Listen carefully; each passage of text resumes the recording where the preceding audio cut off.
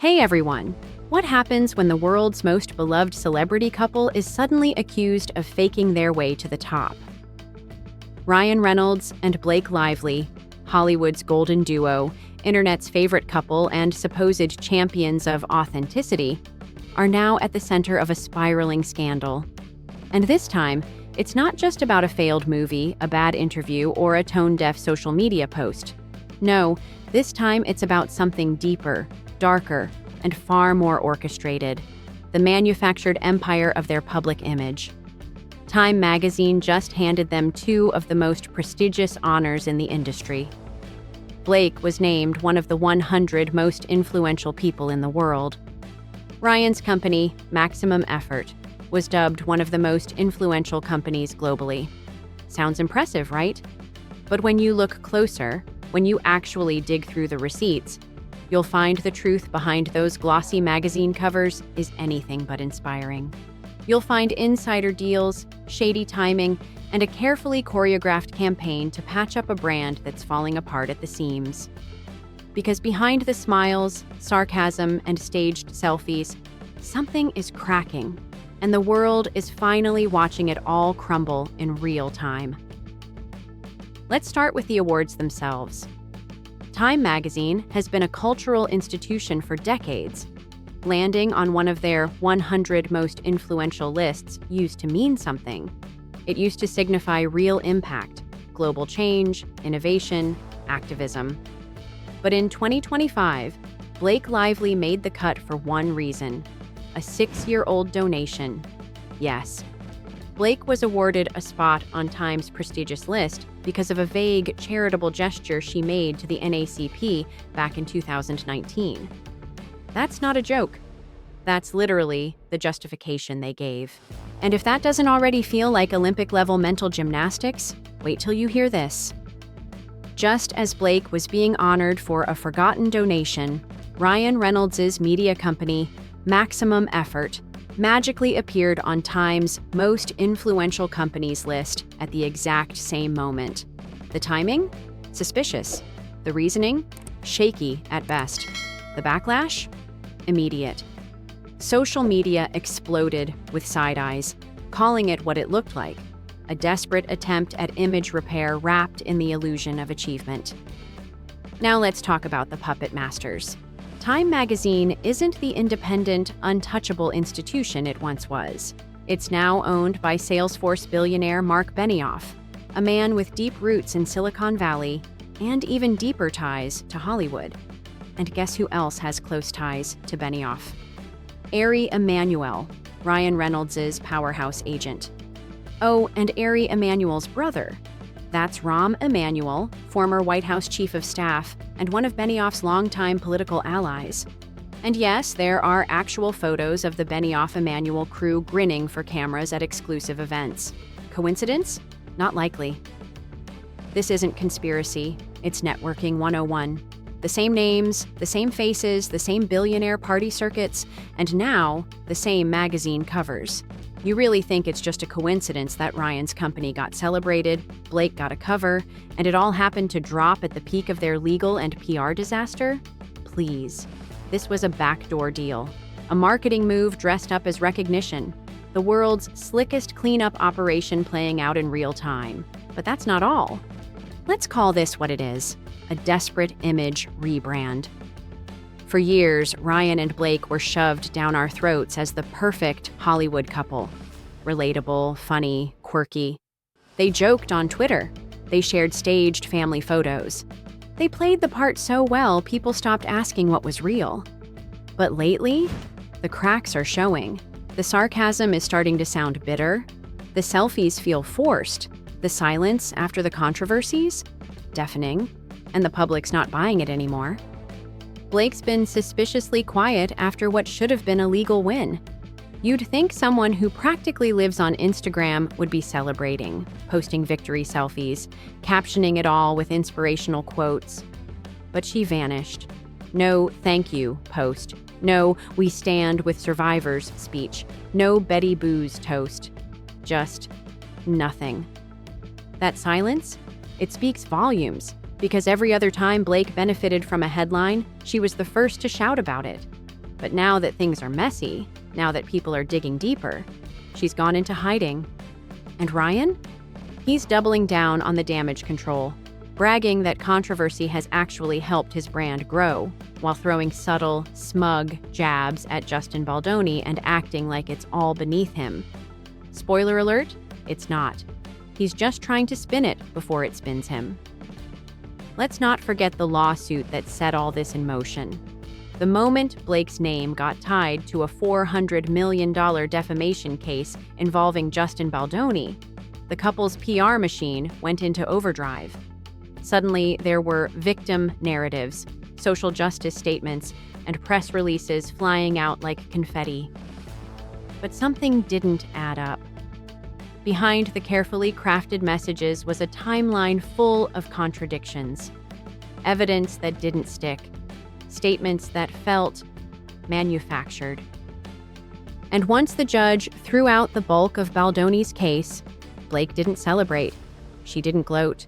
She didn't even post. Because that lawsuit wasn't about justice. It was about distraction.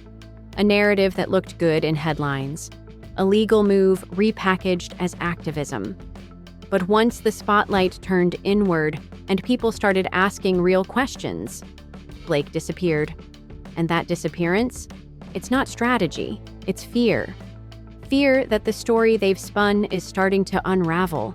Just when the narrative was starting to spiral, something happened that flipped everything on its head. Enter James Vushka. A reporter for the Daily Mail, Vushka was one of the first people to submit a sworn statement in support of Blake's legal team during her battle with Justin Baldoni. He backed up her version of events. He helped craft the narrative. But here's the twist. He now claims he was pressured into it. Not only that, he fired the Daily Mail's in-house lawyers and brought in one of Hollywood's most feared legal sharks, Mark Garagos. That's not something you do unless you're gearing up for a war. Vushka's move sent shockwaves through media circles. This wasn't just some tabloid writer having a change of heart. This was a man who had been inside the machinery, who'd seen how Team Lively and Reynolds allegedly tried to steer coverage, twist optics, and bully insiders into silence. And now, he's blowing the whole thing wide open. It's not just messy, it's explosive. And it's exposing the one thing Ryan and Blake feared most, the truth behind the curtain. Let's talk about Ryan Reynolds, the man, the meme, the master of spin. You might know him as Deadpool, the witty guy who always has the perfect comeback. The guy who seems down to earth, funny, and refreshingly honest. But peel back the jokes and you'll find a strategy so polished it belongs in a corporate textbook. Ryan doesn't just react to controversy, he harvests it. Take Green Lantern, the 2011 cinematic disaster that nearly ended his career. Most actors would have buried it. Ryan? He turned it into a branding opportunity. He made it part of his origin story. Suddenly, failure was charming. Suddenly, bombing a superhero film made him more relatable. It was a calculated pivot, and it worked. He did the same thing with the Peloton ad fiasco. You remember that one? The creepy husband giving his wife a workout bike like she was under house arrest? It went viral for all the wrong reasons. But Ryan saw an opportunity. Within 48 hours, his gin company released a parody ad starring the same actress. Everyone applauded the humor and timeliness. But let's be clear, that wasn't activism. That wasn't a noble gesture. It was monetized outrage. He hijacked a viral moment and turned it into brand exposure, because that's what Ryan Reynolds does. He doesn't just sell products, he sells narratives, and he's been selling the hell out of his own for over a decade. This brings us to the Wrexham fairy tale, or is it? Ah, yes, Wrexham, the little football club that could. To hear Ryan tell it, buying Wrexham FC was a heartfelt mission, a story of underdogs, community, and believing in something bigger than yourself. But when you look at it through the lens of the Time magazine scandal, it starts to feel less like charity and more like chess. Wrexham isn't just a club, it's a PR factory, a brand expansion vehicle. Every emotional locker room speech, every dramatic penalty kick, every wide-eyed documentary clip, it's all content. It's image rehab dressed up as philanthropy. Wrexham makes Ryan look humble, grounded, like the guy who didn't let fame change him. But behind every teary-eyed stadium selfie is a merchandise drop, a licensing deal, or a streaming rights negotiation. That's not community uplift. That's corporate branding wrapped in a Welsh flag, and people are finally starting to see it. Here's the real kicker, the thing that's making former fans furious. Blake and Ryan love to play activists when it's convenient, when it fits the narrative, when it boosts their image. But the second that spotlight turns inward, when they're the ones being questioned, it's crickets.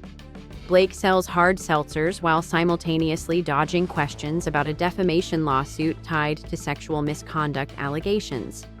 She hosts empowerment events, but disappears the moment the press asks for accountability. Ryan brags about integrity while shutting down his Instagram comment section. He mocks others for their legal messes, then pretends he's above criticism when the same scrutiny comes his way. That's not activism. That's performance. They wear morality like a costume, something they put on for magazine covers and remove when the cameras stop rolling. And the audience? They're no longer clapping. Here's the truth no amount of spin can hide. The empire is cracking. Ryan and Blake have built their brand on the illusion of authenticity, on being the relatable couple in a sea of Hollywood plastic. But now that illusion is breaking. Whistleblowers are stepping forward. The awards are being questioned. The curated smiles and photo ops aren't landing like they used to. Their biggest fans, the people who defended them through everything, are turning. And the backlash isn't coming from haters or trolls. It's coming from insiders, from lawyers, from reporters who once helped craft the story and now want out. It's coming from viewers who finally realized the most relatable couple in Hollywood might be the most calculated. Here's where it gets even crazier. Let's circle back to where this all began. Time magazine. For decades, making it onto Time's most influential list was considered one of the highest honors a person, or a company, could receive. But when Ryan and Blake's names showed up on that list, the response wasn't applause, it was suspicion. Because in 2025, the idea that a 6-year-old charity donation and a sarcastic gin ad could make you influential feels hollow. And the more people dug into the connections, the insider favors, the timing, the Mark Benioff factor, the more obvious it became. This wasn't about recognition. It was a glossy distraction, a smoke bomb to shift attention away from lawsuits, backlash, and a crumbling public image. Time magazine didn't crown them for changing the world. They helped them cover up the parts they didn't want the world to see. And now that trick is unraveling in real time. The irony? The more Ryan and Blake try to prove their worth, the more obvious the manipulation becomes. When critics question their motives, they wave around magazine covers like trophies. When reporters ask hard questions, they throw up vague statements about values and good intentions. When fans ask why Blake disappeared, or why Ryan keeps mocking his wife's accuser online, they redirect the conversation to Wrexham or gin or a new Deadpool quip. It's deflection on autopilot. And it used to work, but not anymore. Because real influence isn't something you buy with gala invites and billionaire friendships. It's something you earn through transparency, consistency, and integrity. And that's exactly what they're missing. Something Blake and Ryan didn't count on? The internet doesn't forget. And the backlash they're facing isn't a blip, it's a turning point. Twitter threads are dissecting their contradictions. Reddit is compiling timelines. TikTok creators are calling out the fakery with surgical precision. And once the algorithm turns against you, no PR award can save you.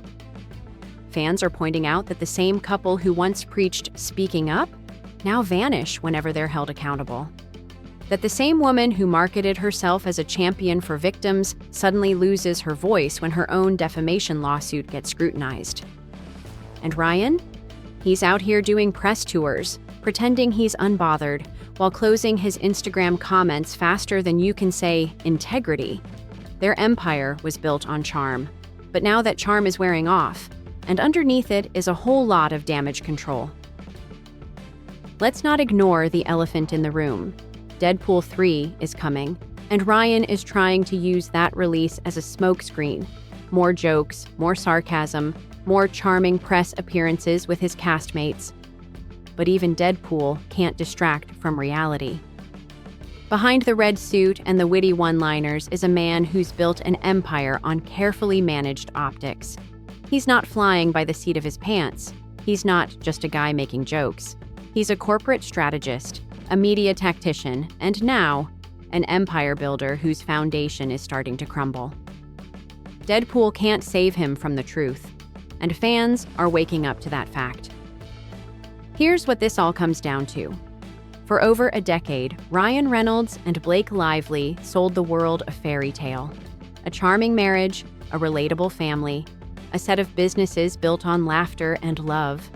They were the exception, the one Hollywood couple who had it all and stayed grounded. But it was just that, a story. One written by publicists, funded by billionaires, and performed in front of carefully selected cameras. And now, the ending's been rewritten.